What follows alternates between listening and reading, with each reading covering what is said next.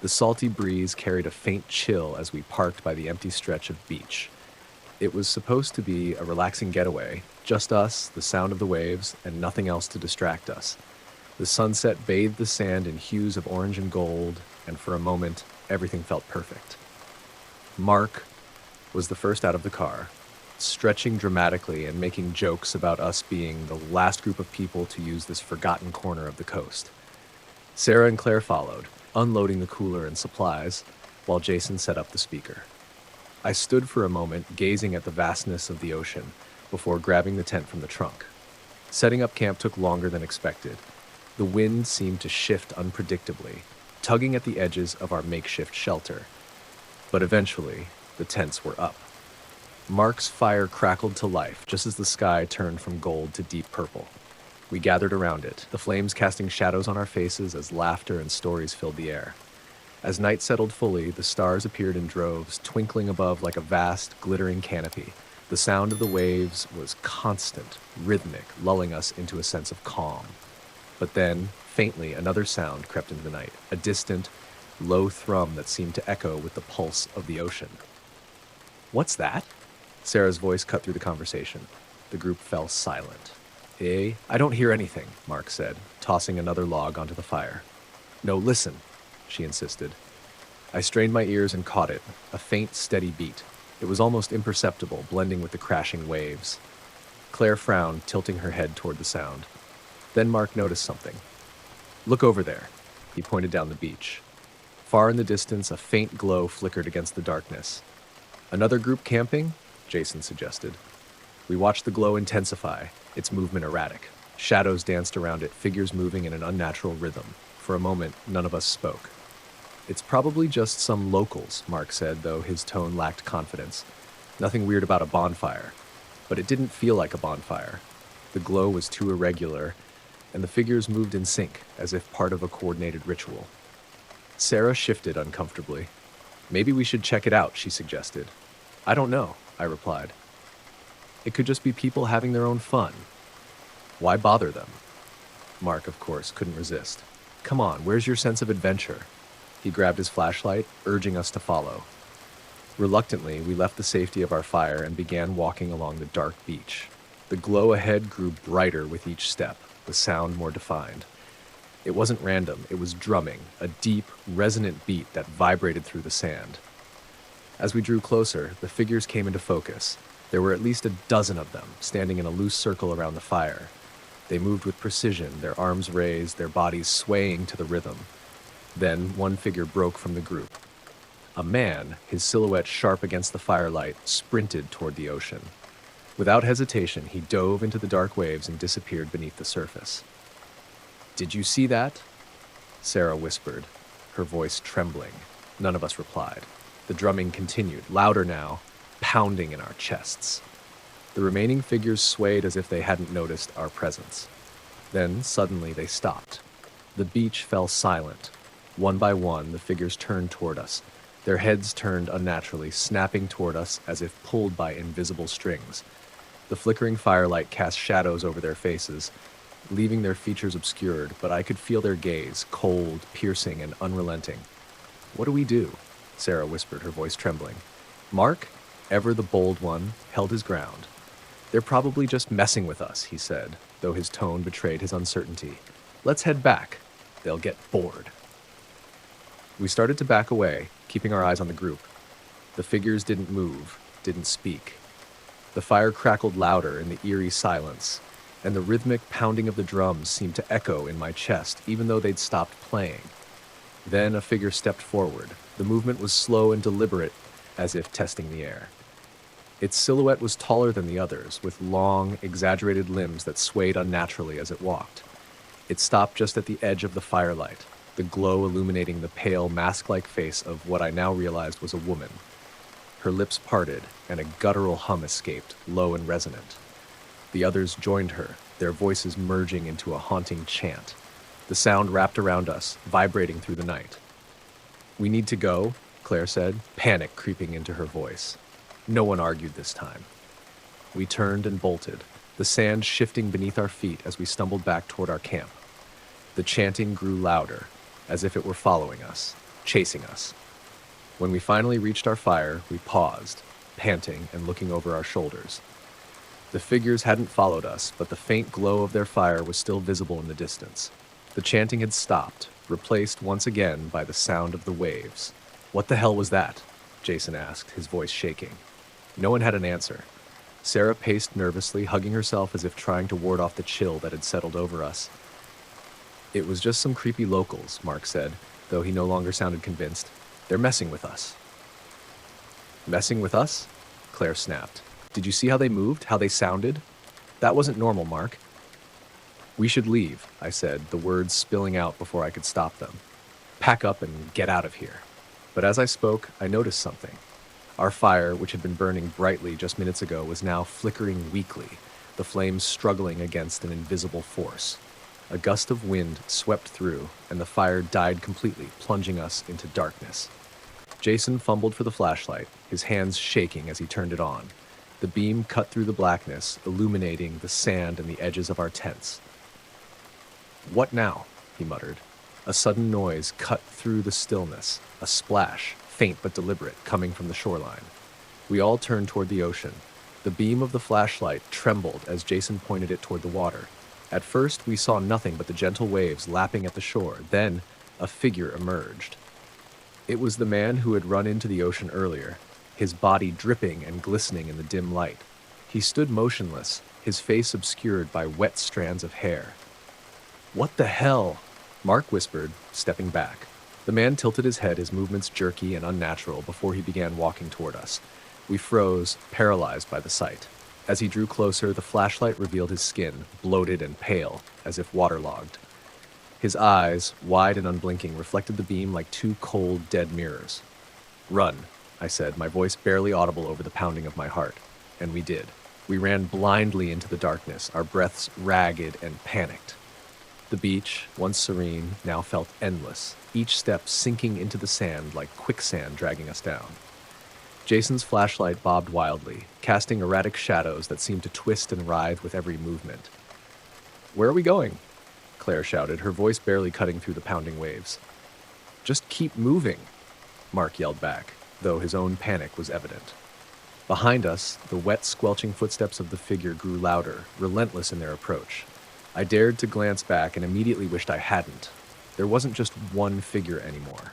Emerging from the water, dripping and lifeless, came more of them. Their silhouettes swayed unnaturally, their heads tilting at angles that defied reason. "They're everywhere!" Sarah screamed, her voice cracking. We veered away from the waterline, heading toward the dunes where the soft sand and tufts of grass slowed our pace. Jason tripped, his flashlight flying from his grasp and rolling to a stop, its beam now fixed on one of the figures standing eerily still. Its pale, waterlogged face stared back at us, lips twisted into a grotesque semblance of a smile. "Get up, Jason!" I grabbed his arm and hauled him to his feet. The flashlight was left behind, its faint glow swallowed by the advancing figures. The chanting began again, low and guttural, as if it came from deep within the earth. It seemed to surround us, echoing in every direction. My legs burned, my lungs screamed for air, but the adrenaline kept me moving. We stumbled into a cluster of jagged rocks jutting from the sand, forming a natural barrier. For a moment, it felt like a reprieve, a place to catch our breath. What are they?" Claire gasped, clutching her knees. "I don't know," Mark said, his bravado completely gone. "But we need to keep moving." As if in response, the chanting grew louder, the sound vibrating through the rocks beneath our feet. A cold wind swept through, carrying the stench of salt and decay. Then we saw them. Not just the figures from the ocean, but others. Shadowy shapes emerging from the dunes, their movements disjointed and wrong. They closed in slowly, methodically, as if herding us. "There's nowhere to go," Sarah cried, her voice breaking. I spotted a narrow gap between the rocks, barely wide enough for a person to squeeze through. "This way!" I shouted, waving them toward me. One by one, we squeezed through the gap, the rough stones scraping our skin. On the other side, we found ourselves in a hollow, sheltered from the wind, but surrounded by walls of rock. "It's a dead end," Jason whispered, his face pale. The chanting stopped abruptly, replaced by an eerie silence. The only sound was the crash of the waves in the distance. We huddled together, the weight of the situation pressing down on us. And then came the whisper, a single, raspy voice carried on the wind. "Join us." It was followed by another and another until a cacophony of voices surrounded us, each one more desperate and chilling than the last. "We need to fight our way out," Mark said, his fists clenched. "With what?" Claire snapped, her fear turning into anger. Before anyone could respond, the first figure appeared at the gap, its pale hand reaching through, fingers unnaturally long and skeletal. Jason grabbed a loose rock and swung it with all his strength, smashing the hand. The figure recoiled, but others took its place, their lifeless faces now visible through the opening. "We can't stay here," I shouted. In a moment of desperation, we scrambled up the rocks, using every ounce of strength to climb higher. The figures reached for us, their movements quick and frantic now, their chanting replaced by guttural growls. Reaching the top, I turned to help the others. One by one, they made it up, but Sarah slipped, her scream piercing the night as she fell back into the hollow. "No!" Claire screamed, reaching for her, but it was too late. The figures swarmed Sarah, their pale hands dragging her into the darkness. "Go!" I yelled, pulling Claire away. We ran again, this time toward the faint glow of lights in the distance. The town was close. It had to be. My mind raced, replaying the horror we'd witnessed, but I forced myself to focus on escaping. Finally, we reached the edge of the dunes, the soft sand giving way to the firm ground of a parking lot. My car was still there, waiting like a beacon of hope.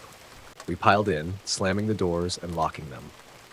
I fumbled with the keys, my hands shaking as I started the engine. The headlights cut through the darkness, revealing the figures standing just beyond the dunes, their lifeless eyes watching us. As we sped away, the chanting resumed, faint but persistent, as if it would follow us forever. None of us spoke. The silence in the car was heavy, broken only by the sound of our ragged breathing. We never returned to that beach. Even now, the memory of that night haunts me. I can still hear the whispers, feel their eyes on me, and wonder if one day they'll come for us again.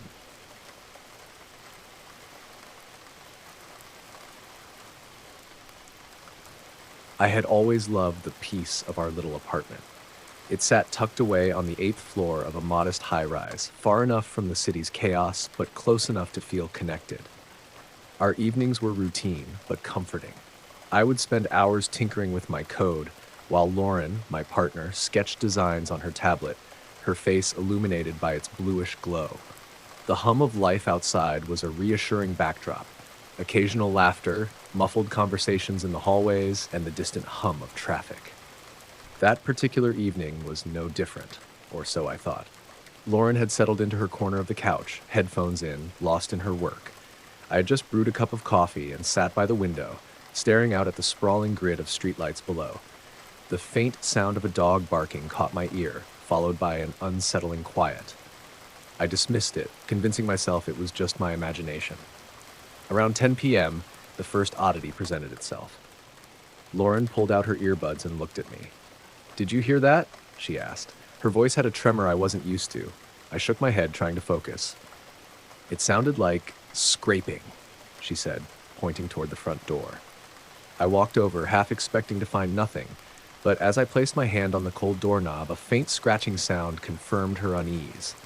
It was subtle, like nails grazing wood, and it sent a chill down my spine. I checked the peephole but saw only the dimly lit hallway. Empty. "It's probably nothing," I muttered, trying to reassure her and myself. Yet, as I returned to my seat, I couldn't help but feel a growing sense of unease. An hour passed, and I nearly forgot about it. That was until there was a sudden, frantic knock at the door. 3 sharp raps, loud enough to echo through the apartment. Lauren froze, her eyes wide as I moved toward the door cautiously. Through the peephole, I saw her. The woman was disheveled, her hair a mess of tangles, her clothes hanging loosely on her thin frame. She stood too close to the door, muttering something I couldn't quite make out. Her hands were clenched into fists, and her eyes darted nervously around the hallway. Every instinct told me not to open the door. "Who is it?" I called out, keeping my voice steady. The woman stopped muttering and pressed her face closer to the peephole, as though she knew I was watching. "Let me in," she whispered. Her voice was hoarse, barely audible, but it carried an unsettling urgency. "Please," Lauren whispered, "don't open it," from across the room. I didn't plan to. You need to leave, I said firmly, but she didn't budge. Instead, she began pounding on the door, each strike louder than the last. The door rattled on its hinges as her screams grew louder. "Let me in! Let me in!" she shrieked, her voice breaking into a guttural sob. I stepped back, my heart racing. Lauren was already on her phone, dialing the police. "Someone's trying to break in," she said, her voice shaking. "Please hurry." I tried to block out the sound of the woman's desperate cries, but they grew louder, more erratic, each one sending a jolt of panic through me, and then, as suddenly as it started, it stopped. Silence fell, thick and oppressive. I dared to peek through the peephole again, expecting to find her still there, but the hallway was empty. She was gone. "She's not there anymore," I said, but the words felt hollow. Lauren looked at me, her face pale. "Did they say how long they'll take?" I asked. She nodded. "They're on their way." We waited in uneasy silence, every creak of the building amplified by our tension.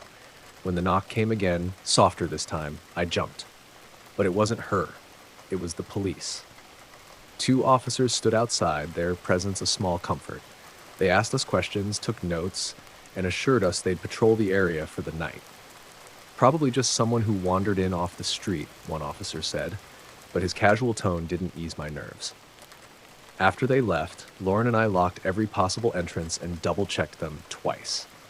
But even as we tried to return to our normal routine, the tension lingered. I couldn't shake the feeling that the woman's departure was only temporary. The next morning, sunlight poured through the blinds, but it didn't wash away the unease that lingered in the apartment. Lauren had barely spoken as we ate breakfast, her hands trembling when she reached for her coffee. "I'll call the building manager today," I assured her. She nodded, but didn't look up. The events of the previous night felt too raw, like an open wound. After she left for work, I lingered at home, unable to focus on anything. I kept replaying the woman's wild eyes, her matted hair, the way she'd clawed at the doorframe as if her life depended on it. The memory left a sick feeling in the pit of my stomach. Determined to reclaim some sense of normalcy, I busied myself with small tasks, folding laundry, tidying up the living room, but my mind wouldn't settle. Around midday, I decided to go out for a walk. The hallways of the building felt unusually quiet, the usual hum of neighbors' chatter or televisions eerily absent. My footsteps echoed against the pale, peeling walls, and every shadow seemed to stretch a little too far. Outside, the fresh air did little to ease my nerves. I walked aimlessly through the neighborhood, glancing at strangers on the street, wondering if they could sense the tension radiating from me. After grabbing a coffee from a nearby cafe, I finally felt grounded enough to return home. But as I approached the building, I noticed something that stopped me cold. The woman was back. She wasn't at our door this time, but hovered near the main entrance, her lanky frame leaning against the brick wall. Her movements were jerky, like a marionette on invisible strings. She muttered to herself, her words too low to decipher, and her eyes darted wildly as if searching for someone or something. I hesitated, gripping the strap of my bag tightly. My first instinct was to turn around and take the long way back, but that felt cowardly. Instead, I took a deep breath and walked toward the entrance, keeping my pace steady and my gaze forward. As I passed her, the muttering stopped abruptly. I felt her eyes on me, sharp and invasive, like needles pressing into my back. Just as I reached the door, she spoke. "It's not safe here," she hissed, her voice low and gravelly. I froze, hand hovering over the keypad. Slowly, I turned to face her. "What did you say?" I asked, trying to keep my tone neutral. Up close, her face was even more haunting. Gaunt cheeks, cracked lips, and eyes that seemed to burn with a manic intensity. "You need to leave," she said, her voice rising slightly. "They're watching. They're always watching." Her words sent a chill down my spine, but I forced a weak smile. "I think you've got the wrong building," I said, stepping through the door and closing it behind me. She didn't follow, but her gaze remained fixed on me until I was out of sight. Once inside, I hurried back to the apartment and double-checked the locks. My heart raced as I recounted the brief encounter. Was she talking about us? About the building? Or was she just a disturbed woman spouting nonsense? When Lauren returned that evening, I told her what had happened. Her face paled and she clenched her hands into fists. "This is getting out of control," she said. "We need to call the police again." "They didn't do anything last time," I reminded her. What makes you think they'll take it seriously now? I don't know, she admitted, her voice wavering. But we can't just ignore this. Reluctantly, I agreed. We called the police, explaining the escalating situation. The officer on the other end seemed sympathetic but non-committal. We'll send someone to check the area, they said. But unless she's actively trespassing, there's not much we can do. The helplessness in their response only deepened the knot of anxiety in my chest. That night, as Lauren slept fitfully beside me, I stayed awake, listening for any sign of movement outside. Hours passed in tense silence until just past midnight, I heard it. A faint scratching at the door. I sat up, every nerve in my body on high alert. The sound was subtle but persistent, like fingernails dragging across wood. My heart pounded as I crept out of bed and approached the door. Peering through the peephole, I saw nothing but the empty hallway. The scratching stopped.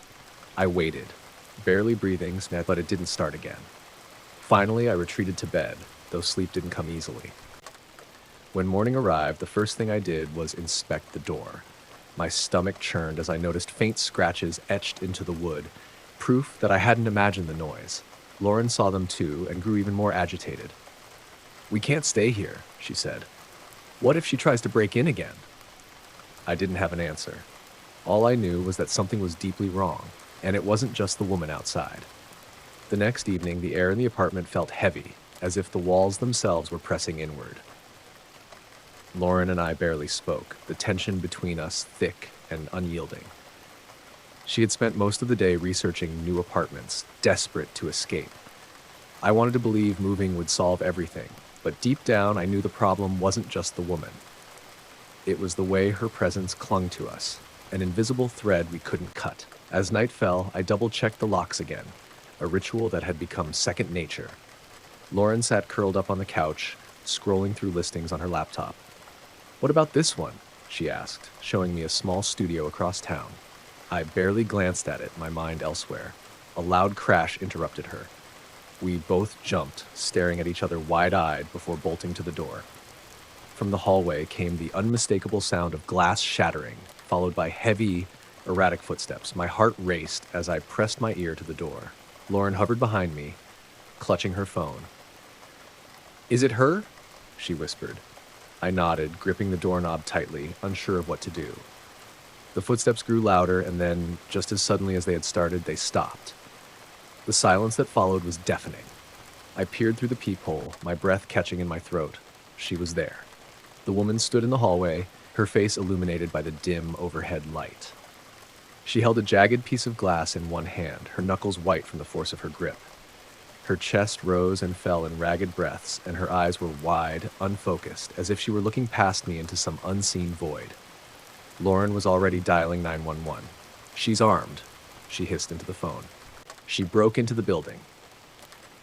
I watched as the woman took a step closer to our door, then another.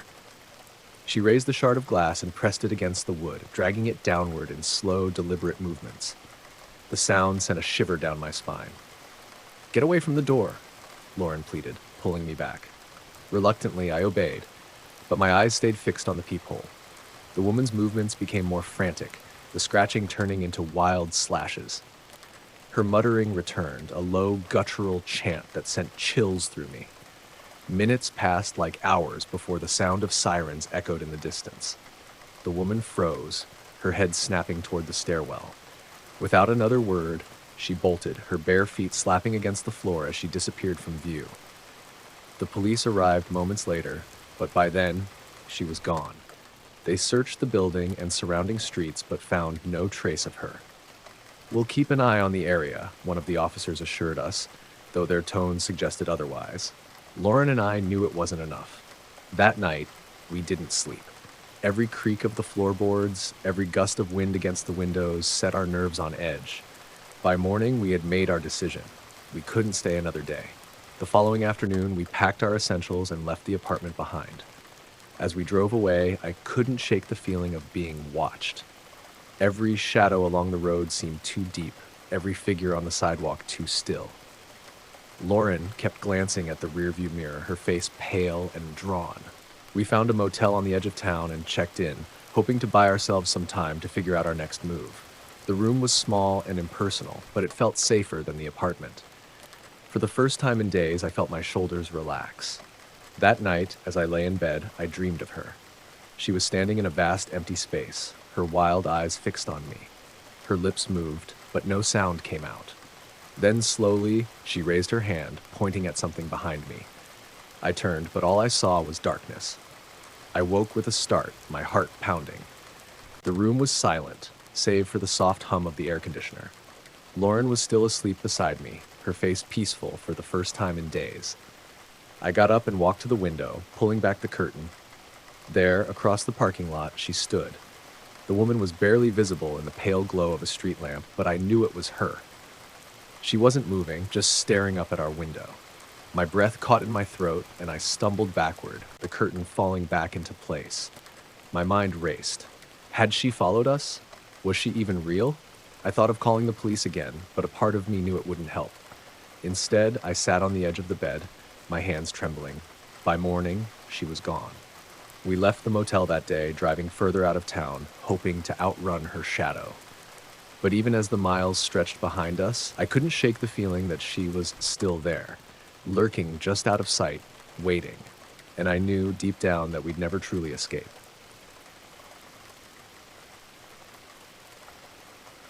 It was the summer I spent at Grandma's house, a charming but slightly eerie two-story home in the quiet suburbs of a town whose name I can barely recall now. I was 9 years old, full of the boundless curiosity and nerve only kids seem to possess. The house itself was like something out of a postcard, painted in soft pastels with a creaky wooden porch and ivy climbing its sides. It smelled of lavender and old books, and its floors groaned underfoot as though sighing from decades of memories. Grandma's favorite pastime was gardening, so most afternoons she'd leave me inside while she tended to her roses.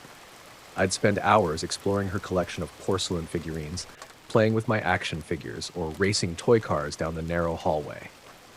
That hallway, though, it stretched longer than seemed natural, dark and cool even on the sunniest days, with a rug that ran its length like a crimson artery. At the end, a tall mirror leaned against the wall, its golden frame tarnished with age. I often caught myself staring at that mirror. There was something about it that felt alive, as though it watched me as much as I watched it. Grandma once joked that it was older than her and had probably seen more than it let on. "But it's just a mirror, sweetheart," she'd said with a chuckle when I asked if it had a history. I didn't believe her entirely.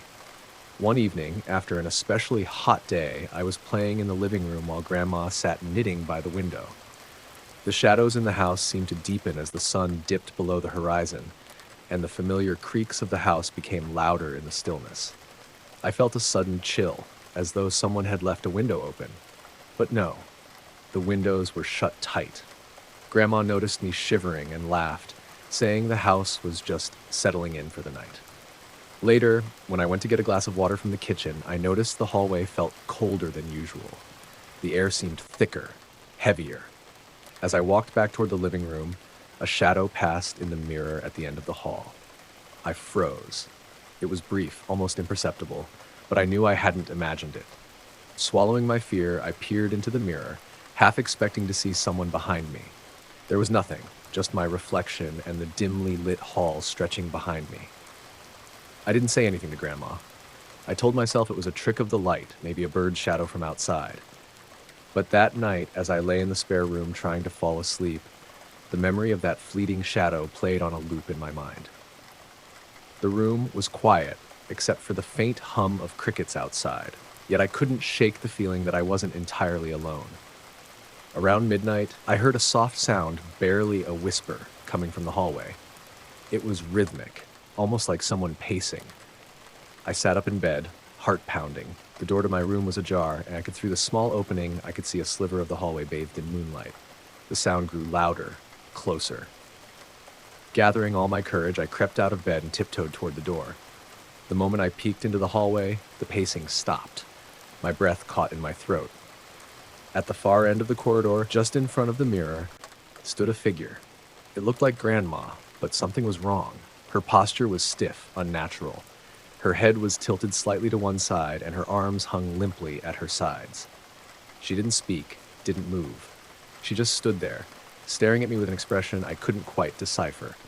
Then slowly she raised a finger to her lips in a gesture of silence. The hairs on my neck stood on end. "Grandma?" I whispered, though my voice barely carried. She didn't respond. Instead, she stepped backward into the mirror and vanished, as if she'd never been there at all. The night after the figure disappeared into the mirror was the longest of my life. I lay in bed, my heart racing as I stared at the ceiling. Sleep was impossible. Every creak of the house made me flinch, and the faint hum of crickets outside only seemed to amplify the silence inside. I kept replaying the moment in my mind. Her face, Grandma's face, hovering at the end of the hall, her finger pressed to her lips. But it couldn't have been her. She had been sound asleep in her bedroom when I finally worked up the courage to check. Hadn't she? When morning came, sunlight spilled into the room, and the fear from the night before seemed almost silly. Almost. I avoided the hallway altogether, darting past it on my way to the kitchen. Grandma was already up, humming to herself as she flipped pancakes on the stove. Her warm, familiar presence should have put me at ease, but all I could do was stare at her, searching for something, anything out of place. "Morning, sweetheart," she said, her voice as cheerful as ever. "You didn't look too rested. Bad dreams?" I hesitated. "Yeah," I lied, forcing a smile. "Just nightmares." She nodded knowingly, as if she understood. "This old house can play tricks on the mind, can't it? I remember hearing all sorts of things when I was your age. Shadows, whispers, you name it." She chuckled softly, but her words made my stomach tighten. "Just remember, it's all in your head." Was it, though? I couldn't bring myself to ask her about what I'd seen, or thought I'd seen. Instead, I spent the day trying to act normal, distracting myself with games and helping Grandma in the garden. But as the sun began to set, a familiar unease crept in. The house felt different at night, almost like it had a heartbeat of its own, slow and deliberate. Every room seemed darker, every shadow more pronounced. That evening, as we settled into the living room, Grandma pulled out an old photo album. She loved reminiscing about the past, and I usually enjoyed hearing her stories. But this time, as she flipped through the pages, I couldn't shake the feeling that something was wrong. One photo caught my eye, a black and white picture of a young woman standing in front of the house. She looked strikingly similar to Grandma, but younger, her expression solemn and her eyes fixed on the camera. "Who's that?" I asked, pointing to the image. Grandma paused, her smile faltering for just a moment. "Oh, that's my sister Evelyn," she said quietly. "She passed away when I was about your age." The air in the room seemed to grow heavier. "What happened to her?"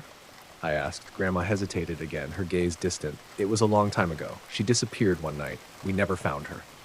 I stared at the photo, a chill running down my spine. Evelyn looked exactly like the figure I had seen in the hallway, right down to the tilt of her head. But before I could ask more, Grandma closed the album and stood. "It's getting late," she said, her voice firmer than usual. "You should get some rest." That night, the hallway seemed darker than ever, its usual creaks replaced by an unsettling stillness. I lay in bed, wide awake, listening. Hours passed in silence, until, faintly, I heard it again, the soft, rhythmic sound of pacing. This time I didn't hesitate. I crept to the door and peeked into the hallway. She was there again. The same figure standing in front of the mirror, only this time she wasn't alone. Another figure stood beside her, taller and more imposing, its features blurred as though hidden by shadow. My blood turned to ice. They didn't move, didn't acknowledge me. They just stood there side by side, staring at the mirror.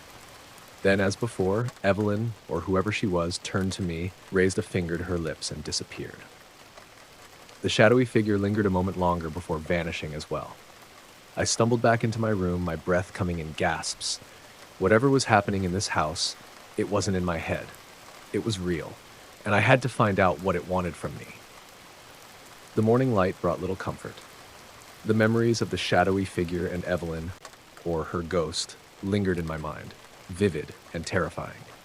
Grandma acted as though nothing unusual had happened, cheerfully making breakfast and chatting about plans for the day. I played along, trying to mask my unease, but my thoughts were consumed by the events of the past 2 nights. After breakfast, I excused myself and headed to the attic. It was the only place in the house I hadn't explored yet. If there were answers, they had to be there. Dust filled the air as I climbed the creaking stairs, the light from my flashlight cutting through the dim space. The attic smelled of mothballs and age, a silent repository of forgotten memories. Boxes were stacked everywhere, their labels faded and smudged. I rifled through them, finding old clothes, letters, and keepsakes, but nothing connected to Evelyn. Then, in the far corner, I spotted a wooden trunk with an ornate lock. It felt out of place amidst the other, simpler boxes. The key was nowhere to be found, but the lock was rusty. With a bit of force, it broke open. Inside were old photographs, a few trinkets, and a stack of yellowed papers tied with twine. I untied the bundle, revealing pages filled with delicate handwriting. They were Evelyn's letters she had written to Grandma before her disappearance. As I read, a strange picture began to emerge. Evelyn wrote about hearing whispers in the house, about seeing reflections in mirrors that didn't match reality. She described a shadowy figure that watched her from the corners of rooms and claimed it had followed her into her dreams. One letter, dated just days before she vanished, made my skin crawl. The mirror in the hallway is the gateway. I don't know where it leads, but it's calling me. I'm scared, but I can't ignore it anymore. If I disappear, tell them to destroy it. My breath caught in my throat. The mirror, the one in the hallway. It wasn't just a mirror, it was something far darker. Evelyn had been warning us, but no one had listened. I bolted downstairs, my heart pounding. Grandma was in the garden, humming as she watered her plants. I didn't want to alarm her, so I quietly made my way to the hallway. The mirror loomed before me, its surface gleaming unnaturally despite the dim light. I stepped closer, my reflection staring back with an unsettling intensity. My hand trembled as I reached out to touch the glass. The moment my fingers brushed the surface, a cold shock ran through me. The reflection rippled like water, and suddenly I was no longer looking at myself. The image had changed. Evelyn was there, her face pale and pleading. Behind her, the shadowy figure loomed, its form twisting and writhing like smoke. "Help me," she whispered, her voice muffled as though coming from underwater. "It's trapped me here." The shadow's face turned toward me, or what should have been its face.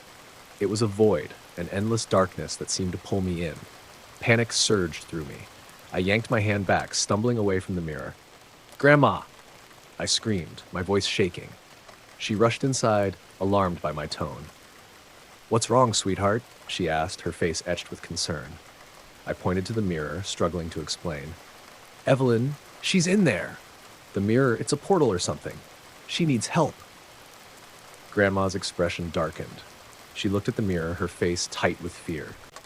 "I should have told you," she said quietly. "I thought it was over. After Evelyn disappeared, we locked the mirror away, but it kept finding its way back. I tried to forget." Tears welled in my eyes. "We have to destroy it. Now." Grandma hesitated, then nodded. "The attic," she said. "There's a hammer in the attic." I sprinted upstairs and grabbed the hammer, returning to find Grandma standing in front of the mirror, her hands trembling. "Are you sure?" she asked. "Yes," I said firmly. "We have to." Together, we struck the mirror. The first blow sent cracks spidering across its surface, and an unearthly wail filled the air. The shadowy figure seemed to lurch forward, its form splintering as the mirror shattered. With one final strike, the glass exploded, shards scattering across the floor. The shadow dissolved into nothingness, and the house fell silent. In the days that followed, the house felt lighter, as though a weight had been lifted. Grandma and I buried Evelyn's letters in the garden, a quiet tribute to her memory. But even now, I can't help but glance at mirrors with suspicion. Sometimes, when the light hits them just right, I think I see a flicker of movement, and I wonder if the shadow is truly gone, or if it's waiting for another chance.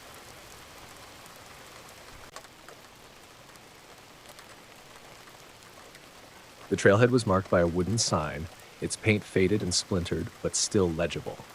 Cascadia Ridge Loop, 8.4 miles. I tightened the straps of my backpack and took a deep breath of crisp mountain air. The stillness was a welcome reprieve from the noise of Portland, where car horns and rushed voices filled every corner of my day. This, dense pines stretching skyward, the distant rush of water, and the occasional bird call was what I needed. The first few miles were uneventful. My boots crunched along the gravel path, the rhythm soothing. I passed a couple heading back to the parking lot, their faces flushed from exertion, but otherwise, the trail was empty. That solitude was the point, after all. Around midday, I reached a small clearing and stopped for water. Sunlight filtered through the canopy, casting dappled patterns on the mossy ground. I sat on a fallen log, pulling out a granola bar, when I noticed it. Scratches carved into the bark of a nearby tree. Deep, uneven gouges, too high for any animal I could think of. Bear, maybe? But no, the marks were far too deliberate, almost like symbols. I felt a slight shiver and shook it off. People etch things into trees all the time, I told myself. Back on the trail, I couldn't help glancing over my shoulder now and then. It wasn't fear, exactly, just an odd awareness, like I wasn't entirely alone. The forest grew denser as I continued. Shadows lengthened earlier than I expected, and I realized I'd misjudged how quickly the light would fade under the thick canopy. Checking my watch, I decided to pick up the pace. The idea of setting up camp in darkness wasn't appealing. That's when I heard the first sound. A faint snap of a twig behind me. I froze mid-step, the crunch of my boot on gravel unnaturally loud in the sudden silence. Turning slowly, I scanned the trail behind me. Nothing. The wind stirred the trees, but otherwise the forest was eerily still. I shook my head and kept walking, now hyper-aware of every noise. Birds chirped occasionally, but their calls seemed distant, muted, like they too were retreating deeper into the woods. As the trail began to incline, I noticed another oddity. A tuft of fur snagged on a low-hanging branch. It was wiry, dark gray, and clumped together as though pulled forcibly. I frowned, holding it between my fingers. It didn't look like deer fur, too coarse, and there was no sign of the animal it belonged to. The wind picked up slightly, carrying with it an unplaceable scent. It wasn't unpleasant exactly, but it had a sharpness to it that prickled my senses. I glanced back again, feeling that same unease creep over me. The thought of turning around crossed my mind, but I brushed it aside. It was just nerves, I told myself. Solo hiking wasn't new to me, but every once in a while, the isolation could mess with your head. The sun was dipping lower now, casting long shadows that stretched across the trail like grasping fingers. I decided to set up camp soon. Finding a small clearing just off the path, I dropped my pack and began to pitch my tent. The routine movements calmed me somewhat. Unroll the tarp, stake the corners, thread the poles. As darkness settled, I lit a small campfire and sat close, listening to the crackle of the flames. The forest around me had fallen unnervingly quiet. No birds, no insects, not even the rustle of leaves in the breeze, just the fire and my own breathing. Then, a sound. Faint at first, like the shuffle of feet on the underbrush. My heart leapt into my throat as I turned sharply, squinting into the trees. The firelight didn't reach far enough to illuminate anything beyond a few feet, leaving the rest of the forest an impenetrable black void. Hello. My voice sounded strange, swallowed by the stillness. No answer. I tried to tell myself it was a deer or maybe a raccoon, but deep down, I knew it wasn't. The sound had been too deliberate, too human. My skin prickled as I sat frozen by the fire, listening intently. The shuffle came again, closer this time. My hand tightened around the metal handle of my flashlight.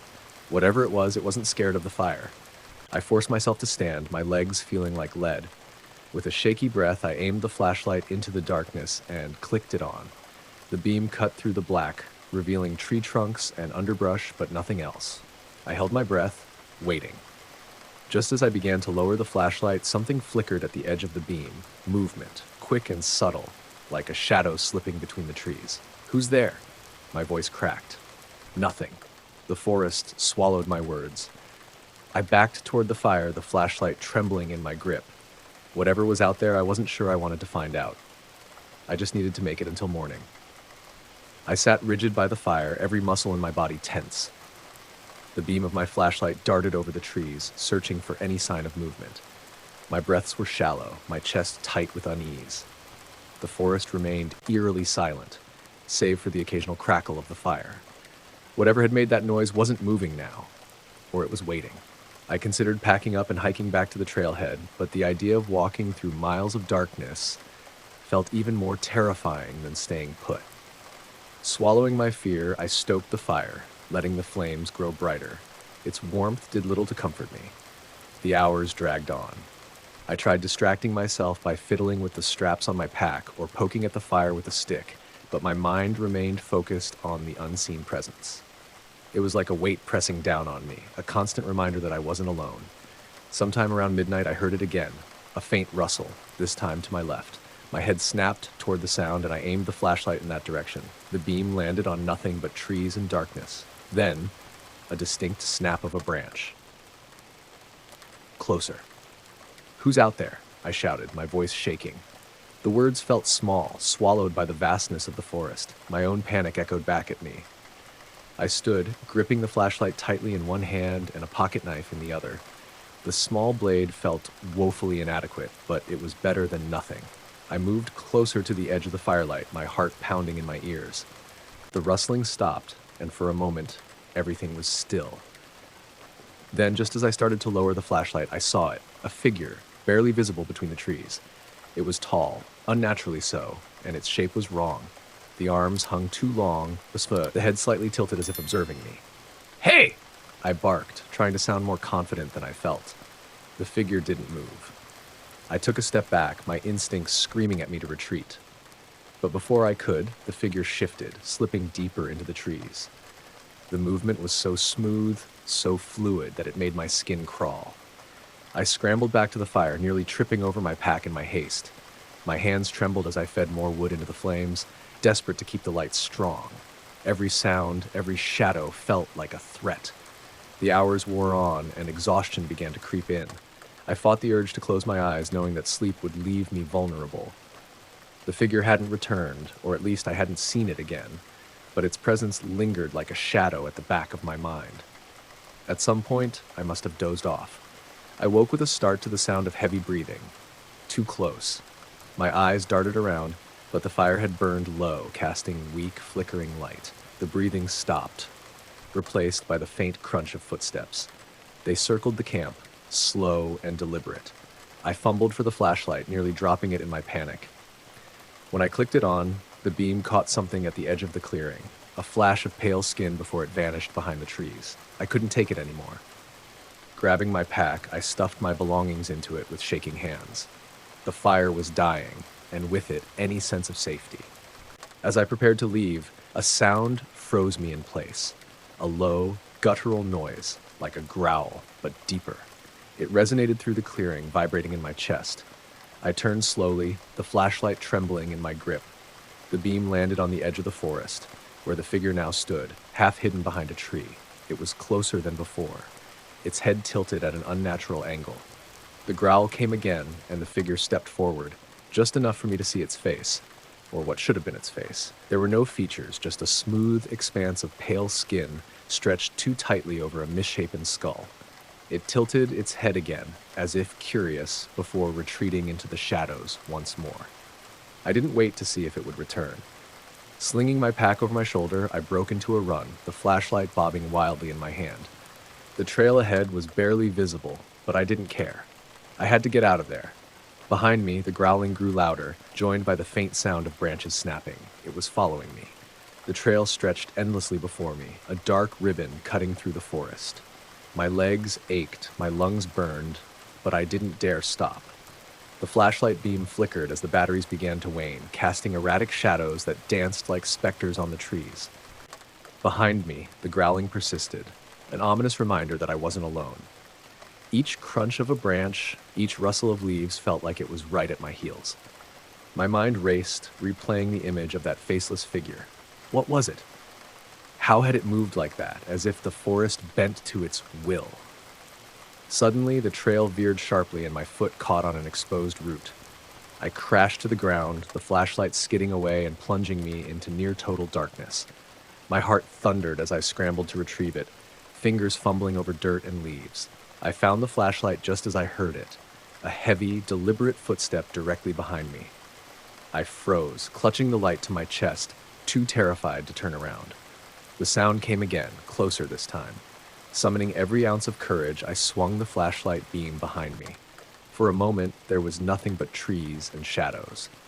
Then, slowly, a shape emerged from the darkness. It stood at the edge of the beam, impossibly tall, its elongated limbs almost brushing the ground. The smooth, featureless head tilted in that same unnatural way, as if studying me. My breath hitched, and a cold sweat drenched my skin. "Stay back!" I shouted, my voice breaking. The figure didn't react. Instead, it took a step forward. its movements disturbingly fluid, almost serpentine. Panic surged through me, and I scrambled to my feet, bolting down the trail. The growling grew louder, more guttural, echoing through the forest like a predator's warning. I ran blindly, branches clawing at my arms and face, my only focus on putting as much distance as possible between me and that thing. Ahead, the faint glimmer of moonlight signaled a clearing. I burst into it, stumbling into an open expanse where the trees parted to reveal a small, tranquil lake. The sight should have been calming, but the oppressive presence behind me left no room for relief. The growling stopped abruptly. The silence that followed was deafening, a vacuum that swallowed even the sound of my ragged breathing. I turned slowly, expecting to see the figure lurking at the edge of the clearing, but it wasn't there. I scanned the tree line, the flashlight beam darting between the shadows. Nothing moved, yet the feeling of being watched was stronger than ever. It was as if the forest itself had eyes, observing, waiting. Then a sound broke the stillness, a faint splash coming from the lake. My heart sank as I swung the flashlight toward the water. Ripples spread across the surface, but there was no sign of what had caused them. Another splash, louder this time. Something was moving beneath the water, something large. "Come on," I whispered to myself, forcing my legs to move. I backed away from the lake, keeping the flashlight trained on the ripples. As I neared the edge of the clearing, the water fell still, as if whatever was beneath it had disappeared. I turned back to the trail, desperate to put the lake and the clearing behind me. But as I took the first step, I froze. The figure was there, standing directly in my path, its towering form blocking the way forward. It didn't move, didn't growl. It simply stood there, its faceless head tilted in that same grotesque curiosity. My flashlight flickered, the beam sputtering as the batteries finally gave out. Darkness swallowed everything. My mind screamed at me to run, but my body refused to obey. I was paralyzed, trapped in the pitch-black void with the thing I couldn't see but knew was there. Then, the growling returned, so close it felt like it was coming from inside my own chest. The ground beneath my feet seemed to shift, the air thick with an oppressive weight. I don't remember how I made it out. The next thing I knew, I was stumbling into the parking lot where my car was parked, my legs barely supporting me. I threw myself into the driver's seat, locking the doors with trembling hands. As I sped away, the forest loomed in the rearview mirror, dark and impenetrable. I expected to see the figure standing at the edge of the trees watching me go, but it never appeared. Even now, safe in the confines of my apartment, I can't shake the feeling that I'm still being watched. The forest may be miles away, but the memory of that faceless figure lingers, a shadow that refuses to fade. And sometimes late at night, I think I hear it.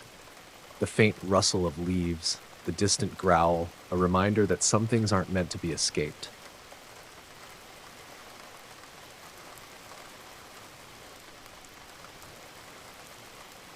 The forest had always been a part of my life, an untamed expanse stretching endlessly behind my cabin in the Appalachian foothills. It was my livelihood, my solace, and on rare nights like this, my shadowy companion. I spent the daylight hours tending to my traps, the familiar ritual of setting lines and checking snares that stretched over miles of dense undergrowth. Tonight, as the last slivers of sunlight bled into the horizon, a chill settled over the woods that felt deeper than the usual evening air. I slung my rifle over my shoulder and adjusted the lantern in my hand. The forest seemed quieter than usual. No rustle of squirrels in the branches, no distant hoots from owls.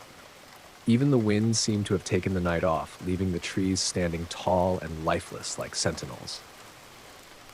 I shook off the unease. Silence wasn't unusual here, but there was a weight to it, like the world was holding its breath. The first sound came just as I reached the creek. It was faint, almost swallowed by the stillness, but unmistakable. A child's voice, high and trembling. "Help! Help me!" I froze mid-step. My lantern cast a weak glow over the water, and I scanned the banks expecting to see someone, but there was nothing. "Hello?" My voice felt intrusive, bouncing off the trees. The response came again, a little louder this time. "Help me, please." My grip tightened on the lantern, the beam wobbling slightly. It wasn't unusual for kids to get lost out here, but the voice sounded wrong. Too steady, like a recording played back without any panic or urgency. My gut churned. "Where are you?" I called, taking a cautious step forward. The water reflected the lantern's glow, rippling in the current, but there was no movement, no figure. Then it came from my left, just beyond a thick wall of pines. The same voice, the same plea, "Help me!" Something cold dripped down my spine. I turned sharply, the beam of light cutting through the trees, but it revealed nothing. The voice was too consistent, too perfect. Every syllable landed in the exact same rhythm. My pulse quickened. I knew these woods. I had hunted here for years. Something wasn't right. The air grew colder as I stood there, rooted in place. The lantern flickered briefly, and I swore under my breath, "If someone's out there, just stay where you are." I shouted, "I'll come to you." No response. Only the quiet hum of the creek and the whisper of leaves overhead. But the silence felt different now, heavier. I forced myself to move, stepping off the path and into the trees. The underbrush cracked beneath my boots as I advanced cautiously, scanning the area for any sign of movement. Then, just as suddenly as it had started, the voice stopped. I paused, listening. My breathing was too loud, my own heartbeat pounding in my ears. The forest had returned to its eerie stillness, but the sense of being watched clung to me like fog. I swung the lantern in an arc, catching glimpses of gnarled roots and jagged branches, but no child, no figure, no nothing. A sound behind me, a twig snapping. I spun around, my rifle already in hand, but there was nothing there. My lantern's light quivered, casting strange, dancing shadows. I took a deep breath, trying to calm the adrenaline pumping through me. "Hello?" I tried again, my voice faltering, and then I heard it, closer this time. A soft laugh, faint and hollow, drifting through the trees like smoke. I stumbled backward, nearly dropping the lantern. It was the laugh of a child, but it didn't sound playful. It sounded amused, mocking. My heart raced as I took a step back toward the path. The light from the lantern caught something ahead, a flash of movement, quick and low to the ground, disappearing into the darkness. That was it. I wasn't sticking around to find out what it was. Turning on my heel, I bolted back toward the trail. The crunch of leaves beneath my boots felt deafening, but I didn't care. Every instinct screamed at me to get out. When I reached the cabin, I slammed the door shut and locked it, leaning heavily against the wood. My breath came in ragged gasps, my pulse a relentless drumbeat in my ears. The rifle still hung from my shoulder, useless and forgotten. Whatever I'd heard, whatever I'd seen, it wasn't something I could face out there, alone in the dark. But even as I sat there in the safety of my cabin, the lantern flickering weakly on the table, the laughter echoed in my mind, soft and mocking. The morning light didn't bring comfort. It cast long, pale shadows through the cabin's windows, revealing how little sleep I'd managed to get. Every creak of the wooden walls, every sigh of the wind outside had kept me on edge. But daylight was a kind of shield, a reason to believe that the night's terror had been some trick of exhaustion or the overactive imagination of a man too long alone. I made coffee and sat at the small table by the window, staring out at the forest. It stood there, indifferent, stretching endlessly like a dark sea. The memory of the voice lingered, that unnatural precision in its tone, and the laughter, light, cold, utterly inhuman. I couldn't shake it. By noon, the restless feeling had clawed at me enough to force me outside. The woods in daylight were my territory. Whatever I had heard last night, I told myself, had an explanation. A wandering child, maybe, or some animal mimicking human sounds. It had to be. Armed with my rifle and a fresh determination to dispel my fears, I followed the same path I had taken the night before. The forest smelled of damp earth and pine, a familiar scent that usually grounded me. But today, it only heightened my unease. The trail led me back to the creek, where the water shimmered under the sunlight. I stood there for a long moment, listening. The silence was back, heavy and unnatural, broken only by the gentle babble of the stream. It took longer than I'd care to admit to take the next step. I crossed the creek carefully, my boots finding purchase on the slippery stones, and moved toward the spot where I had first heard the voice. The trees seemed denser here, their trunks twisted and gnarled. Sunlight barely pierced through the canopy, leaving the ground below in a murky half-light. I found nothing, no footprints, no broken branches, no sign of anyone or anything. But the unease was palpable. The air felt wrong, thicker somehow, and every now and then I swore I could hear the faintest rustling just beyond where my eyes could reach. I shook my head and muttered, "Get a grip, man." I almost convinced myself to turn back when I saw it. a small patch of disturbed earth, the soil loose and darker than the surrounding ground. My pulse quickened as I crouched down to examine it. It wasn't much, just a slight indentation, but it was enough to confirm someone or something had been here. Then, faint and distant, the laugh returned. I stood up so fast I nearly dropped my rifle. The sound seemed to come from all directions, echoing between the trees, but there was no movement, no figure. My breathing grew shallow as I turned in a slow circle, every muscle in my body tensed. "Who's there?" I called, the words trembling on my tongue.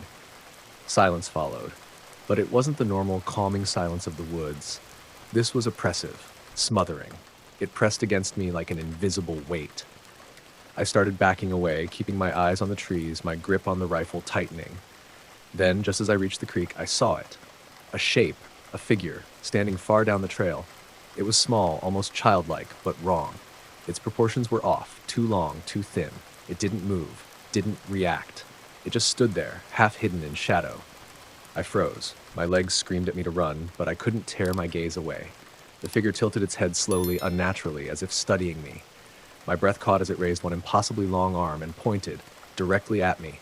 The spell broke. I turned and bolted, splashing through the creek and sprinting down the trail toward my cabin. The forest blurred around me, branches clawing at my clothes, my heart hammering in my chest. I didn't stop until I slammed the cabin door shut behind me, locking it and dragging a chair against it for good measure. This time, the safety of daylight didn't help. I paced the cabin, glancing constantly at the windows, half expecting to see that figure staring back at me. When evening began to creep in, the thought of staying another night here became unbearable. I didn't know what I had seen. I didn't want to know. All I knew was that I had to leave. Whatever haunted these woods wasn't something I was equipped to face. But even as I began to pack a bag, the faint echo of that laughter lingered in my ears, as if it had followed me home. The sun dipped low in the sky, casting long golden beams that barely reached the forest floor. My bag was packed, my rifle loaded, but leaving wasn't as simple as slamming the cabin door and walking out. Every fiber of my being screamed that something was waiting for me out there, and yet staying wasn't an option either. I stood at the window, staring at the woods, the once familiar terrain now foreign and menacing. Shadows grew deeper, spreading like ink stains across the ground. As the light faded, the oppressive silence returned. Even the birds seemed to have abandoned the area. I told myself to move. My truck was parked just a mile down the dirt road, close enough to escape, far enough to make that mile feel like a gauntlet. Taking a deep breath, I slung the bag over my shoulder, gripped the rifle tightly, and opened the door. The air outside was heavy, thick with the scent of damp leaves and moss. Each step felt louder than it should, the crunch of my boots echoing unnaturally. I forced myself to keep walking, head on a swivel, scanning the darkening woods for any sign of movement. Halfway to the truck, I heard it again. That laugh. Soft at first, like it was teasing me, coming from somewhere far ahead. My legs wavered, but I pressed on, the path ahead narrowing as the trees seemed to lean closer together. Then came the voice. Help me. It was faint, fragile, the same voice I'd heard the first night. But now, in the deepening gloom, it had a sharper edge, a cruelty that sent a chill up my spine. I froze, my hands trembling on the rifle. "Who's there?" My voice cracked as I called out, my throat dry.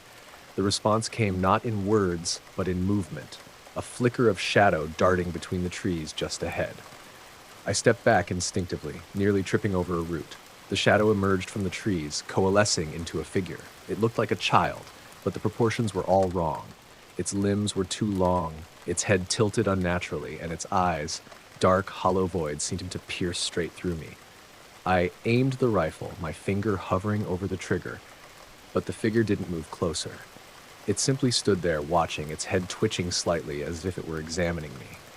Then, with a slow, deliberate motion, it raised an impossibly long arm and pointed, not at me, but at the path behind me. I whipped around, heart pounding, but the trail was empty. When I turned back, the figure was gone. I broke into a run. The truck was close now, just around the next bend.